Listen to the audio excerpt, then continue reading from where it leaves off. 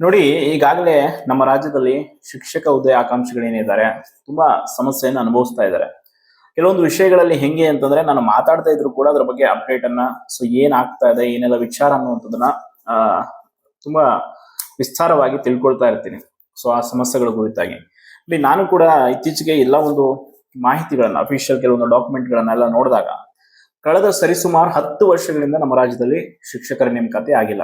More than 70,000ಕ್ಕೂ ಹೆಚ್ಚು ಹುದ್ದೆಗಳು ಖಾಲಿ ಇದೆ ಕಿರಿಯ ಪ್ರಾಥಮಿಕ ಮತ್ತು ಹಿರಿಯ ಪ್ರಾಥಮಿಕ ಶಾಲೆಗಳಲ್ಲಿ. ಇವತ್ತು ನಮ್ಮ ಕಲ್ಯಾಣ ಕರ್ನಾಟಕ ಮತ್ತು ಉತ್ತರ ಕರ್ನಾಟಕ ಭಾಗದಲ್ಲಿ ಹಲವಾರು ಶಾಲೆಗಳಲ್ಲಿ ಈಗ ಆಲ್ರೆಡಿ ಕಂಪ್ಲೀಟ್ ಆಗಿ ಶಿಕ್ಷಕರೇ ಇಲ್ಲದೆ ಶಾಲೆ ಮುಚ್ಚಿ ಹೋಗುವ ಪರಿಸ್ಥಿತಿ ಬಂದೊದಗಿದೆ. ಅತಿಥಿ ಶಿಕ್ಷಕರ ಮೇಲೆ ಶಾಲೆಗಳು ನಡೀತಾ ಇದೆ. ಈಗ ಸರ್ಕಾರಕ್ಕೆ ಈ ಹಿಂದೆ ಕೂಡ ಹೋರಾಟ ಮನವಿ ಎಲ್ಲ ಮಾಡಿ ಆಯ್ತು. ಇಂದಿನ ಶಿಕ್ಷಣ ಸಚಿವರಾದಂತ ಮಧು ಬಂಗಾರಪ್ಪ ಅಂತವರು ಏನಂದ್ರೆ ಬರೀ ಸ್ಟೇಟ್ಮೆಂಟ್ಗಳಲ್ಲೇ ತಮ್ಮ ಅವಧಿಯನ್ನು ಮುಗಿಸಿ ಹೋಗ್ಬಿಟ್ರು. ಈಗ ಈ ಒಂದು ಖಾತೆ ಇನ್ನು ನಮ್ಮ ಮಾನ್ಯ ಮುಖ್ಯಮಂತ್ರಿಗಳಾದ ಡಿ.ಕೆ. ಶಿವಕುಮಾರ್ ಅವರ ಬಳಿ ಇದೆ. ನೋಡಿ, ಶಿಕ್ಷಕ ಇಲ್ಲದಂತ ಶಾಲೆ ಆತ್ಮ ಇಲ್ಲದ ದೇಹದಂತೆ, ಅದು ಏನಕ್ಕೂ ಪ್ರಯೋಜನ ಇಲ್ಲ. ಅದಕ್ಕೆ ಸರಿಯಾದ ರೀತಿಯಲ್ಲಿ ಶಿಕ್ಷಕರ ನೇಮಕಾತಿಯನ್ನು ಸರ್ಕಾರ ಮಾಡಿದ್ದೇ ಆದ್ರೆ ಗುಣಮಟ್ಟದ ಶಿಕ್ಷಣವನ್ನ ಗ್ರಾಮೀಣ ಮತ್ತು ಬಡ ಮಕ್ಕಳಿಗೆ ಕೊಡಬಹುದು. ಇಲ್ಲ ಅಂತಂದ್ರೆ ಆಗಲ್ಲ.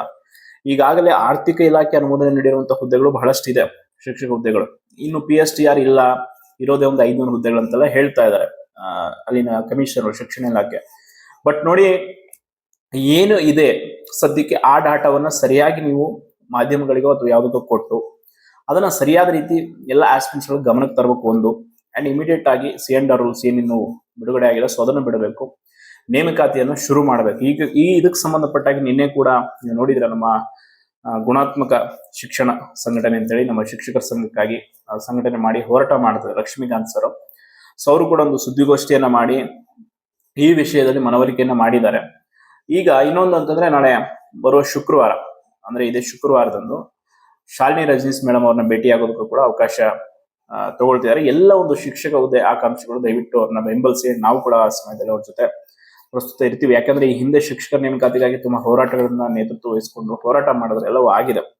ಬ್ಯಾಕಪ್ ಸ್ಕೋರ್ ರಿಮೂವ್ ಮಾಡಿಸೋದಕ್ಕಂತೂ ತುಂಬಾ ಪ್ರಯತ್ನ ಪಟ್ರು. ಯಾಕಂದ್ರೆ ಅದನ್ನ ನಾವು ಸುಮ್ಮನೆ ಹೇಳಕ್ ಬರಲ್ಲ, ಸ್ವತಃ ಕಣ್ಣಾರೆ ಕಂಡಿದ್ದೀವಿ ಅವ್ರ ಹೋರಾಟ ಹೆಂಗಿತ್ತು, ಎಷ್ಟು ಬಾರಿ ಇಲಾಖೆಗೆ ಭೇಟಿ ಕೊಟ್ಟರು, ಎಷ್ಟು ಸಲ ಹೋಗಿ ಎಲ್ಲ ಮನವಿ ಮಾಡ್ಕೊಂಡ್ರು, ಅದು ಪ್ರಯತ್ನ ಪಟ್ಟಿದ್ದಾರೆ. ಬ್ಯಾಕಪ್ ಸ್ಕೋರ್ ರಿಮೂವ್ಗೆ ತುಂಬಾ ಎಫರ್ಟ್ ಹಾಕಿದ್ದಾರೆ. ಟೆಟ್ ಕೂಡ ನೋಟಿಫಿಕೇಶನ್ ಆಗೋದ್ರಲ್ಲೂ ಕೂಡ ತುಂಬಾ ಮಹತ್ವದ ಪಾತ್ರವನ್ನು ವಹಿಸಿದ್ರು.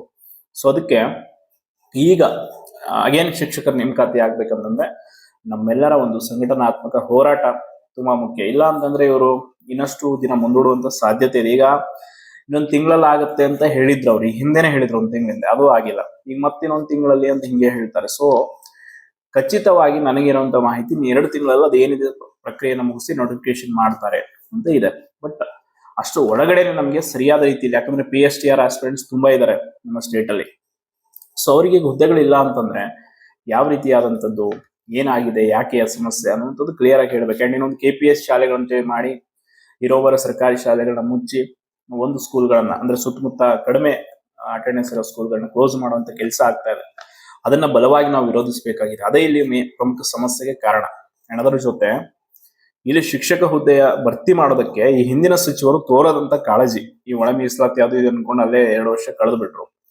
ನೇಮಕಾತಿ ಹತ್ರ ಬಂದಾಗ ಸರ್ಕಾರ ಬದಲಾವಣೆ ಇದಾಯ್ತು, ಸಚಿವರು ಎಲ್ಲರೂ ಕೂಡ. ಅದಕ್ಕೆ ನೋಡಿ, ಸದ್ಯಕ್ಕೆ ಈ ರೀತಿಯಾದಂತ ಸ್ಥಿತಿಗತಿ ಇದೆ. ಶಿಕ್ಷಕ ಹುದ್ದೆ ಆಕಾಂಕ್ಷಿಗಳು ಯಾರು ಕೂಡ ನೀವು ಗಾಬರಿ ಆಗುವಂಥದ್ದು ಏನು ಅವಶ್ಯಕತೆ ಇಲ್ಲ. ಯಾಕಂದ್ರೆ ಪ್ರತಿದಿನ ಕೂಡ ಒತ್ತಡ ಯಾವ್ದಾದ್ರು ಇಲಾಖೆ ಕೊಡ್ತಾ ಇದೆ. ನಮ್ದು ಶಿಕ್ಷಣ ಇಲಾಖೆ ಪ್ರತಿದಿನ ಕೂಡ ಭೇಟಿ ಕೊಡ್ತಾರೆ.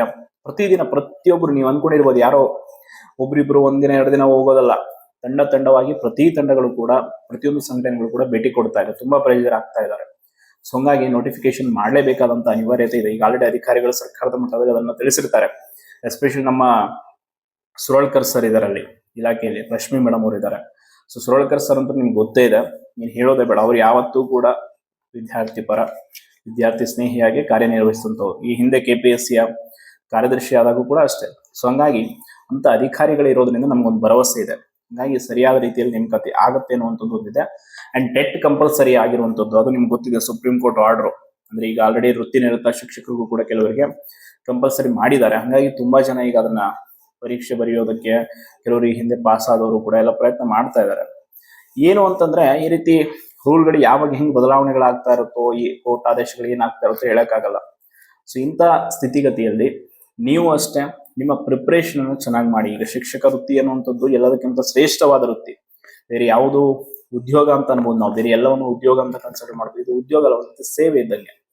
ಮಕ್ಕಳಿಗೆ ಆ ಒಂದು ಶಿಕ್ಷಣ ಕಲಿಸಿ ಆ ಮಕ್ಕಳನ್ನ ಮುಂದೆ ಒಂದು ಒಳ್ಳೆ ಸ್ಥಾನದಲ್ಲಿ ನೋಡುವಂತ ಕನಸನ್ನು ಕಾಣ್ತಾ ಇರುವಂತ ಗುರುವಿನ ಒಂದು ಸ್ಥಾನ ಅದು. ಸೊ ಅದಕ್ಕೆ ಸರ್ಕಾರ ಸರಿಯಾದ ರೀತಿ ಮಾನ್ಯತೆ ಕೊಡಬೇಕು. ಇವತ್ತು ಗ್ರಾಮೀಣ ಮಕ್ಕಳು ಏನಾದರೂ ಸಾಧನೆ ಮಾಡಬೇಕು, ಒಂದು ಒಳ್ಳೆ ಅವಕಾಶವನ್ನು ಪಡ್ಕೋಬೇಕು, ಸಮಾಜದಲ್ಲಿ ಒಂದು ಹುದ್ದೆ ಅಲಂಕರಿಸಬೇಕು ಅಂದ್ರೆ ಸೊ ಅಲ್ಲಿ ಗ್ರಾಮೀಣ ಮಟ್ಟದಲ್ಲಿ ಸಿಗುವಂತ ಪ್ರಾಥಮಿಕ ಪ್ರೌಢ ಶಿಕ್ಷಣ ತುಂಬಾ ಇಂಪಾರ್ಟೆಂಟ್. ಸೊ ಅದರಿಂದ ಇವತ್ತು ವಂಚಿತರಾಗ್ತಾ ಇದ್ದಾರೆ. ಗುಣಮಟ್ಟದ ಶಿಕ್ಷಣವೇ ಇಲ್ಲ ಅಲ್ಲಿ. ಕಾರಣ ಶಿಕ್ಷಕರಿಲ್ಲ ಶಾಲೆಗಳಲ್ಲಿ. ಶಿಕ್ಷಕರ ನೇಮಕಾತಿ ಇಲ್ಲ. ಕಳೆದ 10 ವರ್ಷ ಅಂದ್ರೆ ಲೆಕ್ಕ ಹಾಕಿ, ಕಳೆದ ಬಾರಿ ಆದಂತ ಒಂದು ದೊಡ್ಡ ನೋಟಿಫಿಕೇಶನ್ ಮಿನಿಮಮ್ 30,000 ರೆಕ್ರೂಟ್ಮೆಂಟ್ ಆದ್ರೂ ಆಗ್ಬೇಕು. ಈ ಬಾರಿ 30,000 ಆದ್ರೆ ಖಂಡಿತವಾಗಿ ಎಲ್ಲರಿಗೂ ನ್ಯಾಯ ಸಿಗುತ್ತೆ. ಇಲ್ಲ ನೀವು ಹುದ್ದೆಗಳಿಲ್ಲ ಅದಿಲ್ಲ ಅಂತ ಕಾರಣ ಕೊಟ್ರೆ ಕಾಂಗ್ರೆಸ್ ಸರ್ಕಾರ ಮುಂದಿನ ಬಾರಿ ಚುನಾವಣೆಯಲ್ಲಿ ಗೆಲ್ಲೋದಂತೂ ಬಹುತೇಕ ಡೌಟೇ. ಯಾಕಂದ್ರೆ ಶಿಕ್ಷಕರ ಅವಶ್ಯಕತೆಯನ್ನ, ಶಿಕ್ಷಕರ ನೇಮಕಾತಿಯನ್ನೇ ಮಾಡಿಲ್ಲ ಅಂತ ನೀವು ಆ ಒಂದು ಹುದ್ದೆ ಆಕಾಂಕ್ಷಿಗಳ ಶಾಪ ಅಂತೂ ನಿಮ್ಗೆ ಬಿಡಲ್ಲ. ಸೊ ಅದಕ್ಕೆ ನೋಡಿ, ಈ ಶುಕ್ರವಾರ ಮತ್ತೊಮ್ಮೆ ಇಲಾಖೆಗೆ ಭೇಟಿ ಕೊಟ್ಟು ಕಮಿಷನರ್ಗೆ ಸೊ ಅವತ್ತೊಂದು ಸುದ್ದಿಗೋಷ್ಠಿ ಮಾಡಿ ಮತ್ತೊಮ್ಮೆ ಸರ್ಕಾರದ ಮಟ್ಟದಲ್ಲಿ ಒತ್ತಡ ಹಾಕುವಂತ ಕೆಲಸವನ್ನ ಮಾಡ್ಲಿದ್ದೇವೆ. ಸೊ ನಾನು ಕೂಡ ಇತ್ತೀಚೆಗೆ ಶಿಕ್ಷಕ ಹುದ್ದೆ ಆಕಾಂಕ್ಷಿಗಳು ತುಂಬಾ ಜನ ನಮ್ಮ ಕಲ್ಯಾಣ ಕರ್ನಾಟಕ ಭಾಗದವರೆಲ್ಲ ಕೇಳ್ತಾ ಇದ್ರು. ಸೊ ನೀವು ಕೂಡ ಅವ್ರ ಜೊತೆ ಕೈ ಜೋಡಿಸಿ ಆಕ್ಟಿವ್ ಆಗಿರಿ. ಯಾಕೆ ಅಂತಂದ್ರೆ ಶಿಕ್ಷಕ ಹುದ್ದೆಗೆ ತುಂಬಾ ಸಮಸ್ಯೆ ಇದೆ. ಬೇರೆ ಎಲ್ಲಾ ಹುದ್ದೆಗಳ ಬಗ್ಗೆ ನೀವು ಕಾನ್ಸಂಟ್ರೇಟ್ ಮಾಡ್ತಾ ಇದ್ದೀರಾ, PC ಆಗಿರ್ಬೋದು, PSI, VAO, ಬಟ್ ಅದ್ರ ಜೊತೆ ಇದಕ್ಕೂ ಕೂಡ ಇದು ಮಾಡಿ. ಇನ್ನೊಂದು ಆರೋಗ್ಯ ಇಲಾಖೆಯವರು ಕೂಡ ತುಂಬಾ ಜನ ಈ ಬಗ್ಗೆ ಮನವರಿಕೆ ಮಾಡ್ತಾ ಇದ್ರಿ. ಸೊ ದಯವಿಟ್ಟು ಅದನ್ನು ಕೂಡ ನಾವು ಮಾಹಿತಿ ತಗೊಳ್ತೀವಿ. ನಮ್ಮ ಕೈಯಲ್ಲಿ ಏನಾಗುತ್ತೋ ಆ ಪ್ರಯತ್ನ ಮಾಡಿ ನಿಮ್ ಜೊತೆ ಕೈ ಜೋಡಿಸ್ತೀವಿ. ಧನ್ಯವಾದ.